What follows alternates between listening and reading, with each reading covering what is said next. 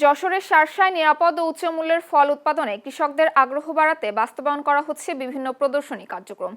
টেকসই কৃষি সম্প্রসারণ প্রকল্পের আওতায় উপজেলার শ্যামলাগাছি গ্রামে সুগার কিং জাতের গ্রীষ্মকালীন তরমুজ চাষে মিলছে আশাব্যঞ্জক সাফল্য। কৃষকদের মধ্যে তৈরি হচ্ছে নতুন উদ্দীপনা। প্রতিনিধি তামিম হোসেন সবুজের পাঠানো তথ্য ও ছবিতে দেখুন প্রতিবেদন।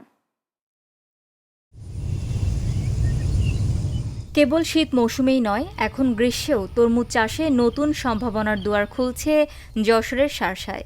নিরাপদ ও উচ্চ মূল্যের ফল উৎপাদনে কৃষকদের উৎসাহিত করতে টেকসই কৃষি সম্প্রসারণ প্রকল্পের আওতায় 20% জমিতে গড়ে তোলা হয়েছে সুগার কিং জাতের তরমুজের প্রদর্শনী।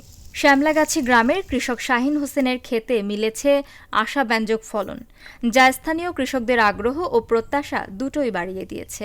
এই সাফল্য বদলে দিতে পারে এলাকার তরমুজ চাষের চিত্র। আনসিজনে একটা তরমুজ, মানে আমাদের উপজেলার স্যারেরা বলেছিল যে এই তরমুজটা লাগান, তার সেই হিসেবে এই তরমুজটা লাগানো বর্ষা ডাল সিজনে। তরমুজের ফলন মোটামুটি ভালো, খারাপ না। আমার হারভেস্ট এখনো করা হয় নাই, এতে ফলন আছে 120 থেকে 25 মণ। এর আগে আমরা এটা দেখিনি, এই সর্বপ্রথম উনি করেছে এ জায়গায়। মোটামুটি আল্লাহর রহমতে খুব ভালোই লাভবান হবে আর কি, যেভাবে ফল এসেছে, যেভাবে দাম আছে। এমন প্রদর্শনীগুলো সফল হলে স্থানীয় কৃষকদের মাঝে আধুনিক ফল চাষ আরও জনপ্রিয় হয়ে উঠবে বলে আশা প্রকাশ করছে কৃষি অফিস।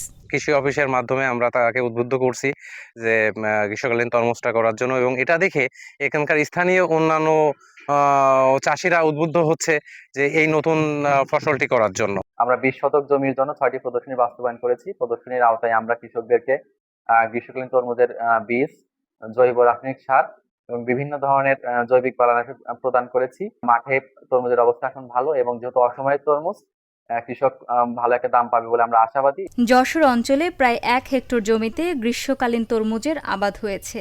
টেকসই কৃষি সম্প্রসারণ প্রকল্পের আওতায় প্রতি 20 শতক জমির জন্য বাস্তবায়ন করা হয়েছে 6টি প্রদর্শনী। Channel S news desk.